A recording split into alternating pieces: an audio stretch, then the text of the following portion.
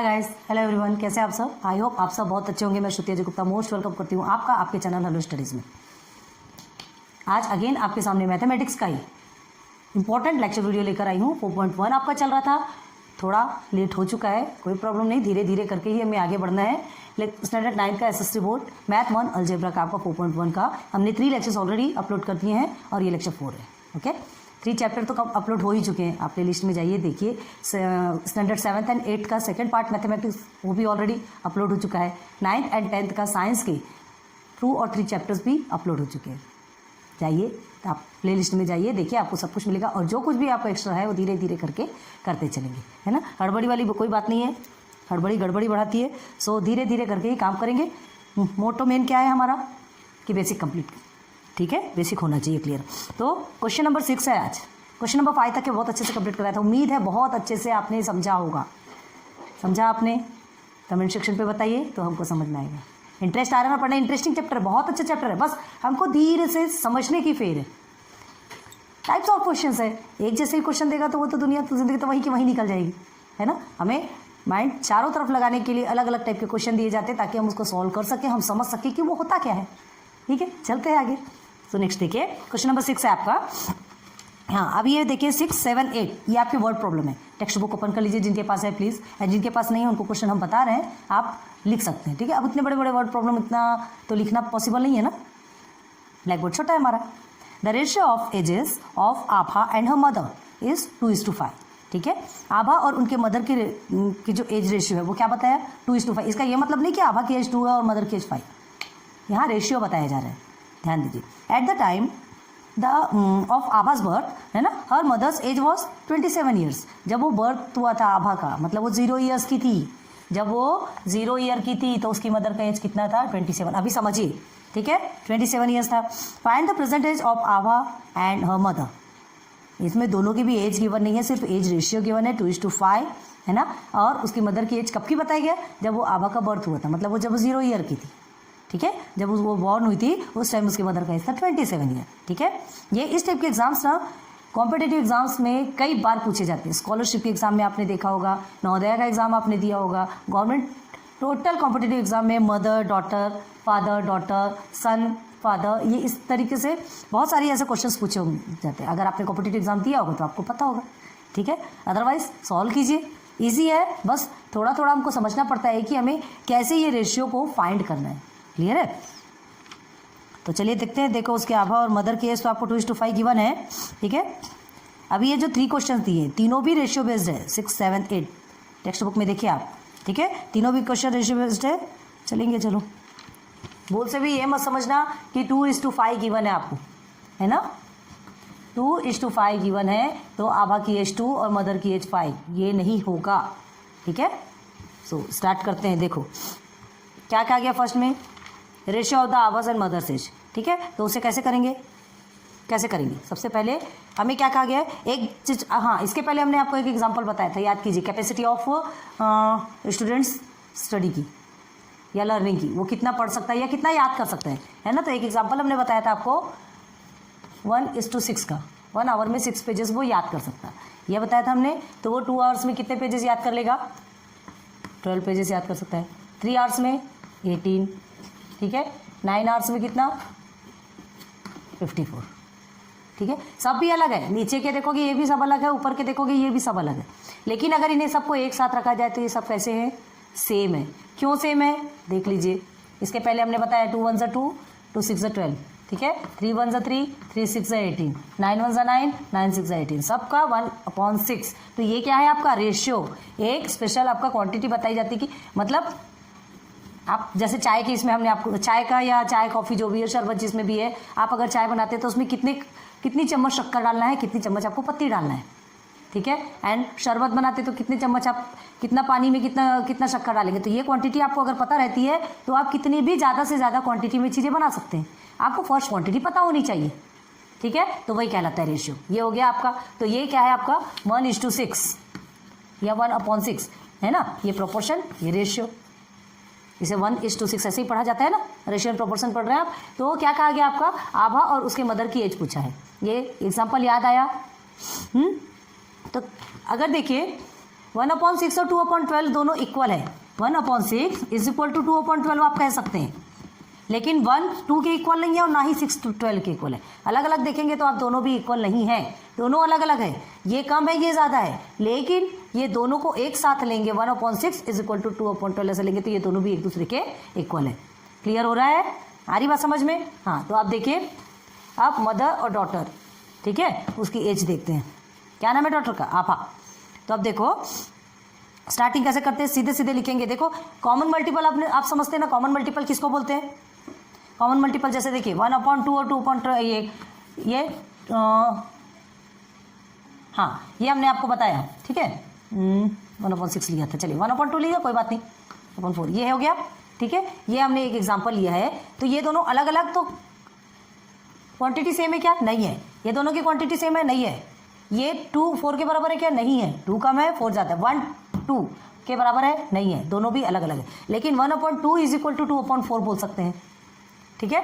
ये दोनों भी सेम है। क्यों दोनों सेम है? इसे कट कीजिए, 1/2 ही आ रहा है कि नहीं आ रहा है समझ में? तो इसका कहने का मतलब क्या है?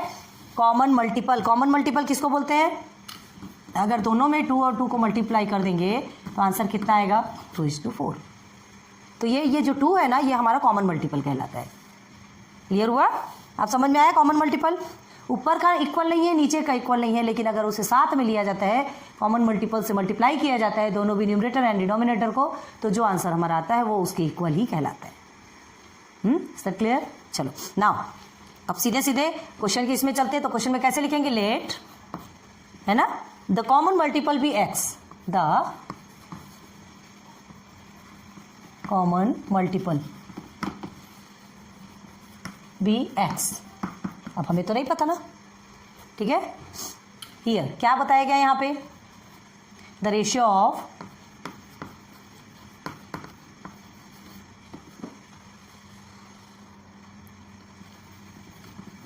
Edges of Abha and her mother. क्या बताया? रेशियो 2:5 है, ओके। इज यहाँ लिखते हैं 2:5। क्लियर है? नाउ प्रेजेंट एज ऑफ आभा, दोनों की प्रेजेंट एज दिया है ना, यही तो है। देयरफॉर प्रेजेंट एज ऑफ आभा कितना है? प्रेजेंट एज 2:5 है, मतलब ये x हमने क्या लिया? कॉमन मल्टीपल लिया है, तो present age of Abha 2 × x, 2x हो जाएगा। 2 साल नहीं है आभा की प्रेजेंट एज, ये रेशियो में है, इसलिए हमने इसके साथ में कॉमन मल्टीपल रखा। ये 2x किसका हो गया? आभा की age 2x and present age of her mother क्या होगा? इसका 2x है तो इसका 5x हो जाएगा। अब ये ध्यान रखो, पहले जिसका बोला जा रहा है उसका ही पहले लिखेंगे, आभा एंड हर मदर, है ना, रेस्पेक्टिवली। तो 2 फर्स्ट आएगा, 5 पीछे है। अब थोड़ा तो कॉमन सेंस लगाना ही पड़ेगा, ठीक है। ये हो गया। अब देखो सेकेंड लाइन पे क्या कहा गया है? जब एज उसकी 0 थी, मतलब जो बॉर्न हुई थी, तो उस समय मदर की एज कितनी थी? उस समय मदर की एज कितनी थी? 27। अब एक दिमाग लगा सकते हैं, अगर आभा की एज जैसे पता होता है, आपकी एज देख लीजिए, अगर आपकी एज 15 है, फिलहाल 15 है, ठीक है, मदर की एज आपकी कितनी है? 45 है, तो 15 ईयर्स पहले आपकी मदर की एज कितनी होगी? अभी आपकी एज समझ लीजिए 15 है, मदर की एज 45 है, तो 15 ईयर्स पहले, मतलब जब आप बॉर्न हुए थे, तो उस समय मदर की एज कितनी होगी? 15 से आप क्या कर देंगे? माइनस कर देंगे। करेंगे कि नहीं? 15 ईयर्स पहले तो आप 0 ईयर के थे ना, तो उससे माइनस कर देंगे, निकल जाएगी मदर की एज। कितनी निकल जाएगी? 30। बस यही फंडा यहाँ यूज़ कर रहे हैं। पहले ये चीज़ें सिंपल वे में करते थे, अब इसे पूरा सिस्टमेटिक हमको करना पड़ता है। जैसे जैसे बड़े होते जा रहे हैं, तो आपके लिए थोड़ा स्टेप्स हार्ड किया जाता है, ठीक है। तो अब यहाँ पे भी मदर की एज के साथ में किसकी एज को सब्ट्रैक्ट किया जाएगा? आभा की एज को सब्ट्रैक्ट किया जाएगा, ठीक है। तो देखिए क्या लिखेंगे? According to the given condition. Given condition है क्या है? चलो, here is according to the given condition,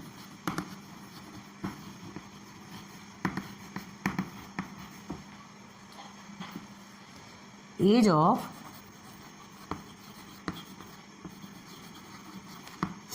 आभा's mother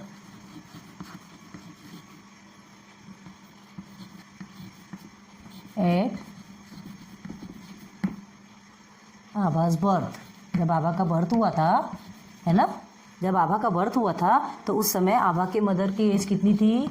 27 years. ठीक है, 27 ईयर्स। तो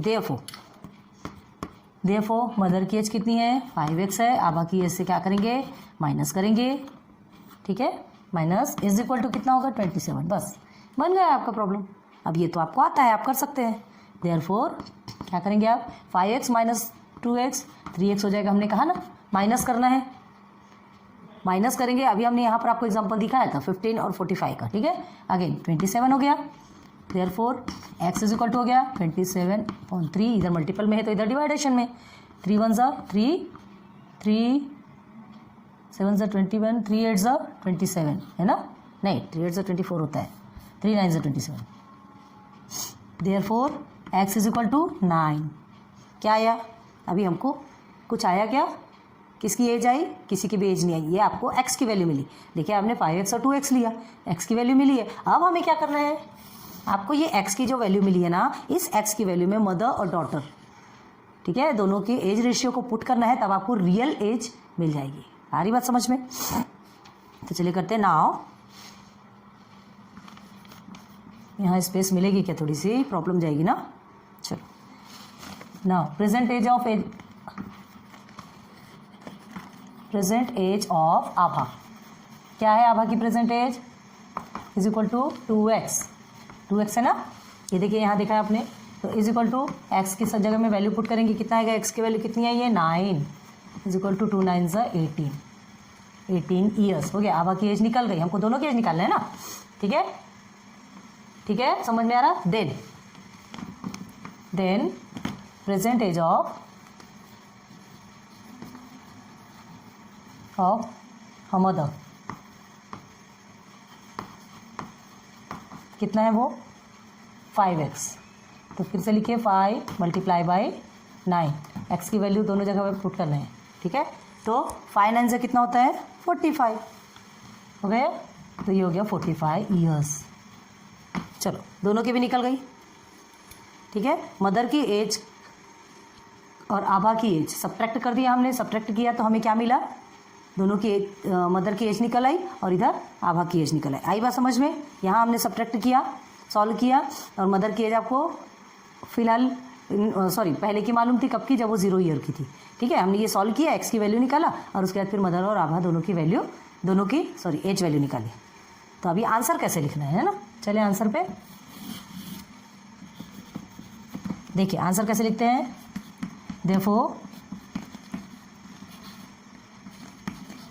Therefore the present ages of Abha and her mother are कितना है आभा का? 18 years and मदर का 45 years रेस्पेक्टिवली। ये जरूर लिखना अगर इस तरह से लिखेंगे तो, है ना। हमने पहले क्या किया? प्रेजेंट एजेस ऑफ, या तो आप the present age of Abha is 18 years and her mother is 45 years, ऐसा लिखो। और अगर एक साथ लिखते हैं तो रिस्पेक्टिवली जरूर लिखना, समझ आना चाहिए, क्योंकि पहले का इन द सेंस पहले नाम आभा का है तो पहले जो ये 18 ईयर्स लिखा वो आभा का ही होगा। आ रही बात समझ में? तो ये हो गया आपका फर्स्ट कंप्लीट। चलिए नोट डाउन कर लो, फिर सेकंड क्वेश्चन पे, क्वेश्चन नंबर 7 में चलेंगे।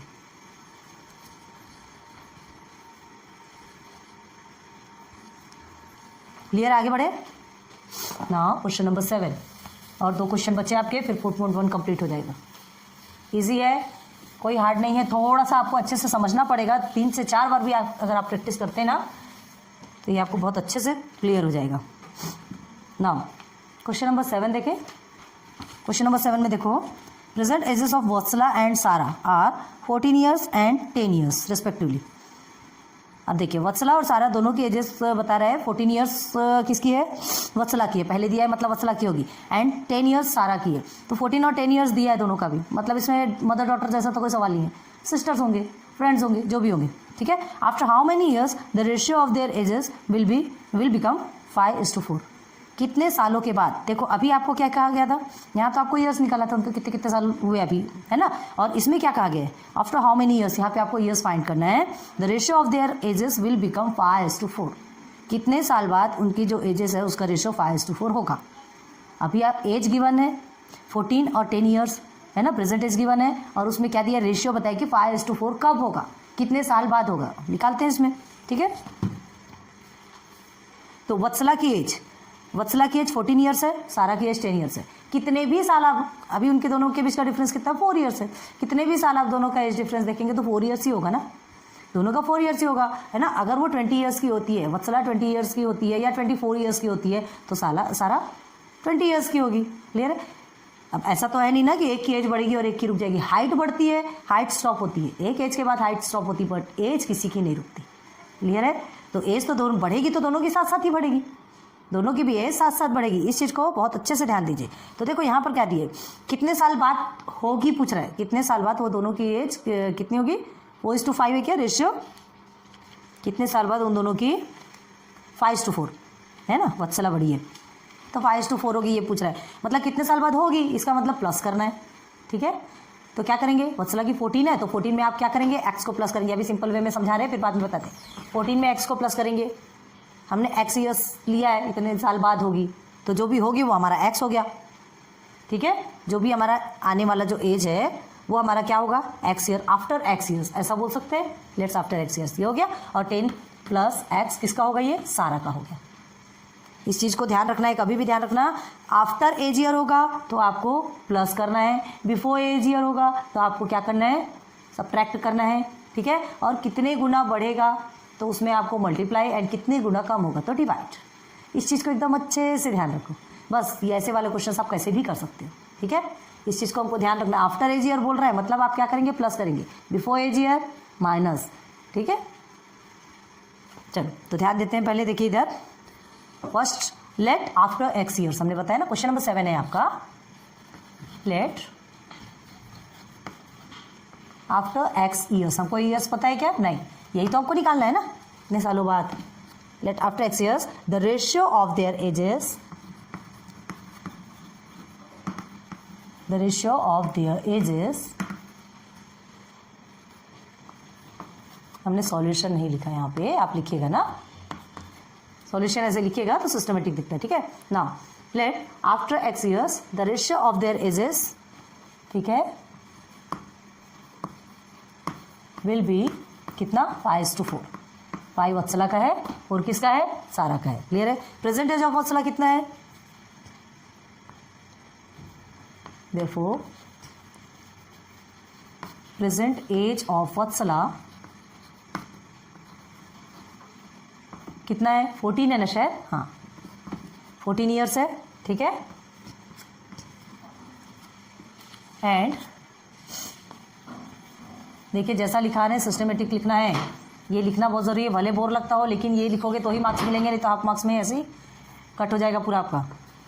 प्रेजेंट एज ऑफ सारा की एज कितनी बताई प्रेजेंट में, 10 ईयर्स बताया, हो गया क्लियर।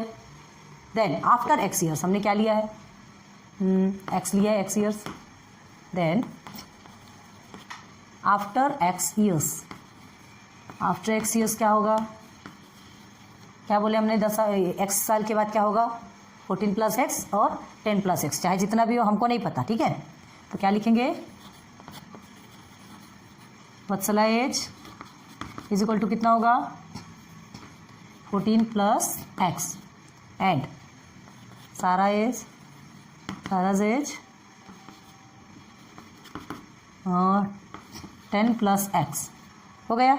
इतने साल बाद होने वाला है, इतना होगा, प्लस में क्या होता है देखा जाएगा। नाउ अब आपकी बुक में क्या दिया है, कंडीशन क्या गिवन है, लिखेंगे according to given condition, according to given condition, क्या कंडीशन गिवन है, 14 प्लस एक्स वत्सला है, सारा का 10 प्लस एक्स है, और आपको रेशियो क्या गिवन है, 5:4। गिवन कंडीशन के हिसाब से हम बनाएंगे, देयरफॉर 14 प्लस एक्स, जो ऊपर का है उसको ऊपर ही लिखना है, जो पहले बोला जाएगा उसको ऊपर ही लिखना है, ठीक है, इज इक्वल टू 5:4। ये इसके इक्वल ही होगा ना, आफ्टर एक्स ईयर्स, ये इक्वली होने वाला है। तो अब इसको सॉल्व करेंगे तो क्रॉस मल्टीप्लाई होगा कि नहीं होगा? ठीक है, नाउ लिख लीजिए इसमें क्रॉस मल्टीप्लाई, ऐसा लिख लेंगे ना तो आपके लिए ही अच्छा रहेगा, आपको याद रहेगा कि ये हुआ क्या है। ठीक है, चलो ना इधर आइए, क्रॉस मल्टीप्लाई करेंगे तो क्या होगा? देखो 14 + x, ये तो आप ऐसे ही सॉल्व कर सकते हैं। ठीक है, is equal to 5 10 + x, solve कर लीजिए इसे। कैसे सॉल्व करेंगे? 14 4 जा कितना होता है? 56 प्लस ये हो गया आपका 4x इज इक्वल टू 5 10 जा 50 हो गया प्लस 5x। हो गया क्लियर? आप क्या करेंगे? ट्रांसफ़र करेंगे, ट्रांसफ़र कर देंगे। 4x को इधर ले लेंगे, 50 को इधर ले लेंगे। 56 तो इधर प्लस में है 50, तो इधर आके माइनस हो जाएगा, is equal to 5x, 4x plus में है तो आके माइनस में हो जाएगा। क्लियर हो रहा है आप लोग को? इजी है, हार्ड नहीं है। अब 56 में 50 को माइनस करेंगे तो आपकी कितना निकलेगा? 6, और इधर आ गया आपका 1x। तो इसको हम क्या लिख सकते हैं? 1x को x भी लिख सकते हैं, तो इधर x इज इक्वल टू 6 भी लिख सकते हैं। ठीक है, तो ये क्या निकला है? 6 क्या निकला? ईयर्स। आपसे x ईयर्स बोला गया था ना, यहाँ हमने x ईयर्स लिया था, आफ्टर x ईयर्स, तो ये आफ्टर 6 ईयर्स। तो 6 साल के बाद ये दोनों की एज का रेशियो 5:4 हो जाएगा। किसका? वत्सला और सारा का। क्लियर हो गया? बस देयरफॉर आंसर कितना इजी है, ये वाला तो बहुत ही इजी निकल गया आप लोग का।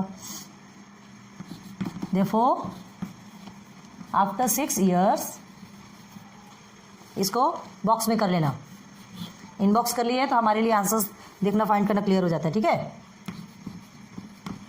The ratio of their edges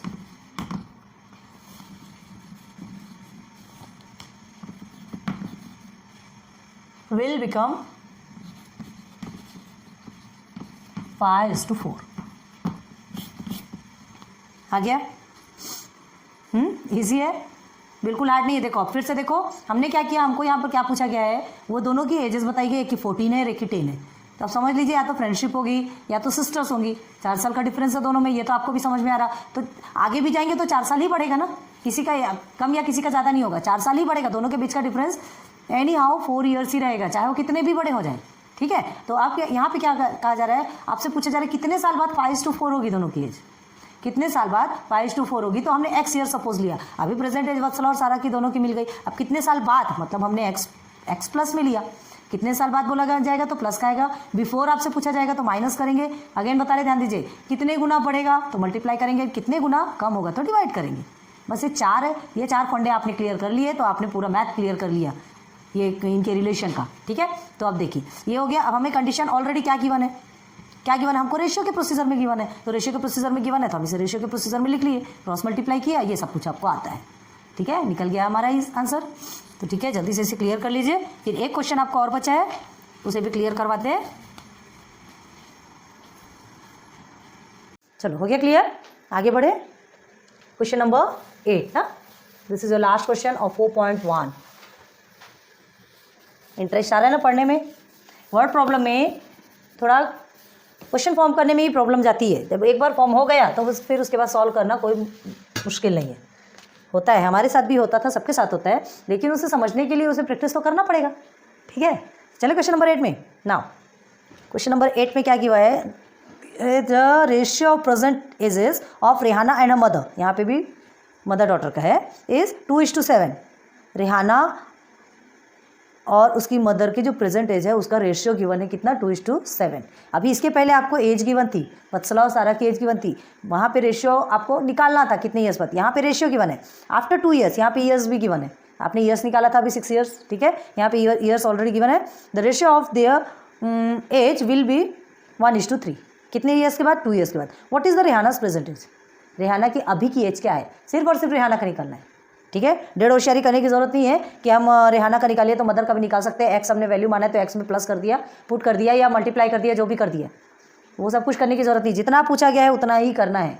ठीक है, एक्स्ट्रा होशियारी ले डूबेगी आपको नहीं तो फर्स्ट सेंटेंस में क्या किया है, रेहाना एंड अ मदर की एज गिवन नहीं है बट रेशियो गिवन है। ओके, फिर 2 ईयर्स के बाद ही एज रेशियो ऑलरेडी क्लियर किया गया है, कितना है, 1:3।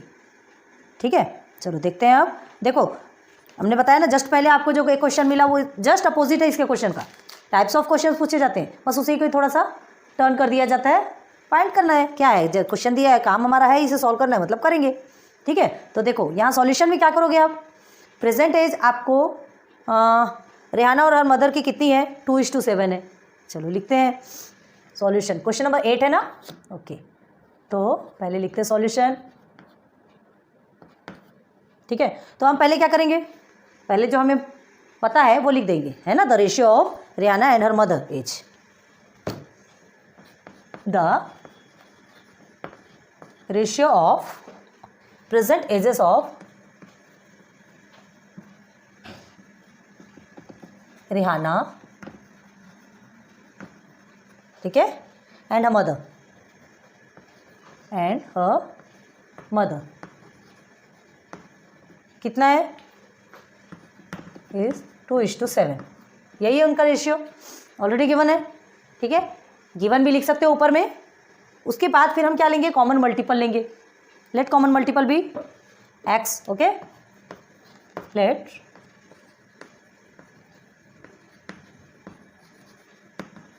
Common multiple be x। तो प्रेजेंट एजेस ऑफ रेहाना कितनी है, प्रेजेंट एज ऑफ रेहाना कितना है,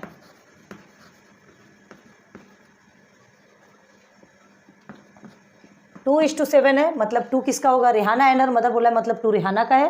ठीक है, एंड 7 उसकी मदर का है। तो प्रेजेंट एज ऑफ रेहाना कितना बताया आपको, 2 बताया, हमने कॉमन मल्टीपल क्या लिया, x, तो present age of Rehana is 2x। Clear हो गया। ठीक है, and present age of a mother, यहाँ पे रेशियो दोनों का बताया, हम इसको एज बना लिए, ये उनका एज का रेशियो है 2:7। ठीक है, एंड 2x क्या है, प्रेजेंट एज है किसकी, रेहाना की। अब अभी 7x देखिए, and present age of her mother कितनी है, 7 है, तो 7x। यहाँ पर मल्टीपल लिया गया है, ध्यान रखो, यहाँ पर हमको मल्टीपल लेना है। क्यों मल्टीपल लेना है भाई, दोनों का रेशियो ऑलरेडी गिवन है। ठीक है, और हमें क्या पूछा जा रहा है, 2 ईयर्स के बाद में इनकी एज रेशियो कितनी हो जाएगी, 1:3। तो हमको रेहाना की प्रेजेंट एज देखना है, रेहाना की प्रेजेंट एज देखना है, रेहाना की ईयर्स 2 साल बाद जो पूछा जा रहा है वो कितनी होगी, ये पूछा है। तो अब ये क्या है, प्रेजेंट एज आपकी क्या बताया, 2:7, दोनों की भी एज का बताया। ठीक है, तो 2x हम इसको किसको लेंगे, रेहाना की एज को लेंगे, एंड मदर की एज को 7x लेंगे। यहाँ मल्टीपल चलेगा, ध्यान रखो, हमने उसमें प्लस क्यों किया था, कितने साल बाद उसका क्या होगा, उसकी एज बढ़ेगी। तो यहाँ कितने साल बाद नहीं, यहाँ तो 2 ईयर्स ऑलरेडी गिवन है, हमको गिवन है, हमको कुछ नहीं करना है, हमको ईयर्स गिवन है, तो हम यहाँ पर मल्टीपल करेंगे और फिर उसका आंसर निकालेंगे। आई बात समझ में। चलो, आफ्टर 2 ईयर्स, आफ्टर 2 ईयर्स क्या होगा 2 साल के बाद। अब देखिए ये 2x है, 2x में 2 को हम प्लस करेंगे, 7x में 2 को प्लस करेंगे, क्योंकि 2 साल के बाद, 2 साल के बाद है ना। तो क्या लिखेंगे, Rehana's age is equal to 2x + 2 years, and mother's age is equal to 7x + 2 years. Clear हुआ। ये कंडीशन बनी। अब देखो, अकॉर्डिंग टू गिवन कंडीशन हमारी क्या गिवन है, यहाँ पे रेशियो फॉर्म में है। ठीक है, तो हमको रेशियो फॉर्म में ही क्वेश्चन सॉल्व करना है according to the given condition. बस ये हमको सब मिल गया, ये मिल गया, ये मिल गया। ठीक है, बस हमको सॉल्व करते चलना। 1:3 क्या बोला गया है, इतने साल बाद 1:3, 2 साल के बाद 1:3 हो जाएगा। तो देखो अकॉर्डिंग टू गिवन कंडीशन। ठीक है,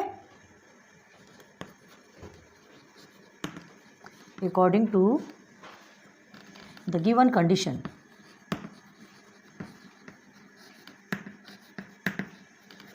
हाँ क्या कंडीशन है, बस हमको सीधे सीधे पुट करना है गिवन कंडीशन के अनुसार। क्या क्या कंडीशन है, ये डॉटर की एज हो गई, रेहाना की एज, ये हो गई मदर की एज।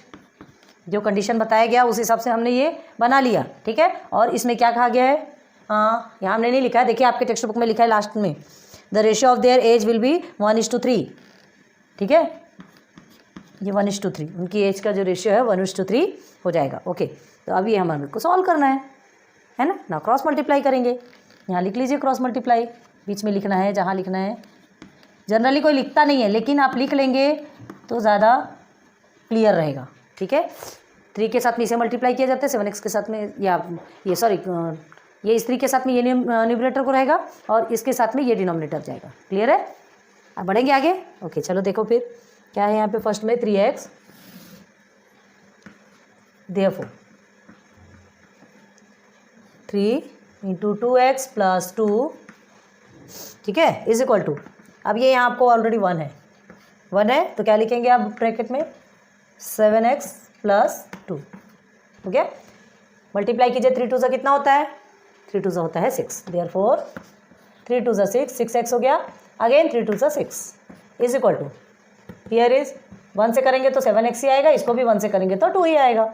अब नंबर को नंबर के साथ में एंड वेरिएबल्स वाले वेरिएबल्स के साथ में जाएंगे, तो यहाँ पर क्या होगा, ये 6x इधर चला जाएगा, ये 2 इधर आ जाएगा। चलिए कीजिए, therefore 6 - 2 is equal to 7x - 6x। हाँ, यहाँ पे आपको लगता होगा कि इसे ही इधर क्यों लिया, नंबर को ही इधर क्यों लाया जा रहा है, या x को इधर क्यों लाया जा रहा है। आप कैसे भी करिए, आंसर आपको वही आना है। बताते हैं अभी। देखो 6 - 2 आपका क्या हुआ, 6 - 2 4 हो गया। ठीक है, 7x और 6x करेंगे तो क्या होगा, 1x आएगा, तो उसे हम क्या लिख सकते हैं, x भी लिख सकते हैं। ठीक है, तो x लिखेंगे, x इज इक्वल टू हमारा 4, इसको x इज इक्वल टू 4 लिखो या 4 इज इक्वल टू x लिखो, मतलब एक है हमको x की वैल्यू मिल गई 4। ठीक है, हाँ, अब अभी हम एक बता रहे थे आपको, रब कर देंगे बताने के बाद। आपको क्या लगेगा कि ये जो 6x के साथ में ही 7x क्यों नहीं आएगा, 6x उधर ही क्यों जाएगा, 7x को भी इधर आना है। चलो वैसा भी लेके ये यहाँ से फिर हम पहले यहाँ उतरते। देखो 6x इधर गिवन है आपका, चलिए ठीक है, 7x को हमने इधर लिया, ठीक है, 2 आपका यहीं है, 6 को हमने इधर लिया, आ गया। अब इसके बाद क्या करना है, ये आपका यहाँ पर आपका -1x आएगा।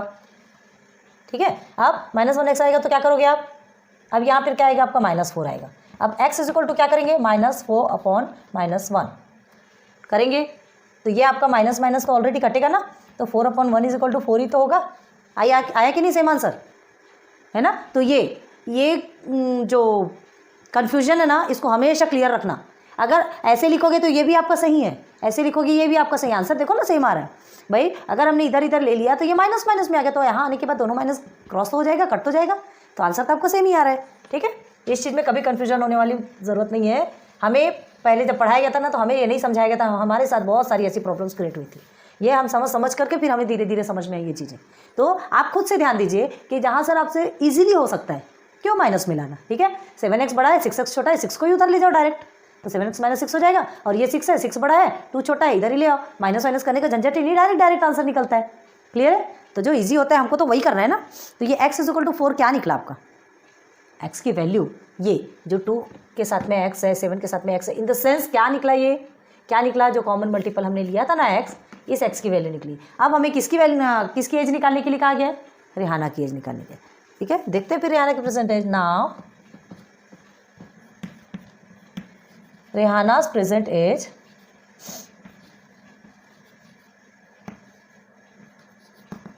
एज, क्या है रेहाना की प्रेजेंट एज, क्या निकलेगी, चलो देखते हैं। 2x है, ठीक है, इज इक्वल टू 2 के साथ x की वैल्यू क्या निकली आपकी, 4, 2 4 = 8, क्या निकला, रेहाना की एज कितनी निकली, 8 ईयर्स निकल गई। रेहाना की एज कितनी निकली, 8 ईयर्स निकली। अब आपसे क्या करेंगे, मदर की भी एज निकाल सकते हैं। 4 के साथ में आप क्या करेंगे, 7 को मल्टीप्लाई करेंगे, 7 4 = 28, लेकिन हमको निकालना है क्या, नहीं निकालना है, इसलिए बोले होशियारी करने की ज़रूरत नहीं है, जो पूछा गया बस आप वही करेंगे। ठीक है, मदर के एज को भी x की वैल्यू पुट करके फाइंड कर सकते हैं, लेकिन सिर्फ और सिर्फ जब रेहाना की वैल्यू पूछा गया है तो हमको ज़्यादा समझदारी दिखाने की ज़रूरत नहीं है। ठीक है, ओके, तो आज आपका 4.1 कंप्लीट होता है। क्वेश्चन नंबर 8 तक के हमने ऑलरेडी क्लियर करवा दिया है। बहुत उम्मीद करती हूँ कि आज का ये लेक्चर वीडियो आपको बहुत अच्छे से पसंद आया होगा। इसके पहले के भी सारे लेक्चर्स जितने हमने अपलोड किया, आपने देखे हैं, आपने पढ़े होंगे, आपको अच्छे लगे होंगे। एक एक चीज़ डिटेल हम बेसिक कंसेप्ट क्लियर कराने से लेकर के एग्जाम्पल्स से लेकर के आपको प्रैक्टिस सेट सब कुछ सॉल्व करवाते हैं। हर कहीं पर आपको ये नहीं मिलेगा। ठीक है, हर कोई टोटल क्वेश्चन सॉल्व नहीं करवाता, कुछ हार्ड क्वेश्चन रहता है तो उसे छोड़ देते हैं कि ये क्वेश्चन आपके लिए छोड़ा गया, लेकिन हमारा मोटो है कि हम कोई सा भी क्वेश्चन नहीं छोड़ेंगे। बस आपसे एक प्रॉमिस किया है कि हम अगर आपको पूरा बता रहे हैं तो आपको उसी क्वेश्चन को रिपीट एंड रिपीट करना है, बार बार प्रैक्टिस करना है, उसको समझना है, उसका फंडा समझना है कि जो हमने समझाया वो वहाँ कैसे आया, क्यों आया। हमने एक बार बता दिया, फिर बार बार आप उसे क्लियर कीजिए और उसके बाद फिर आगे बढ़िए। ठीक है, so thanks for watching my videos. फिर मिलेंगे नेक्स्ट लेक्चर पे। Good luck, good bye.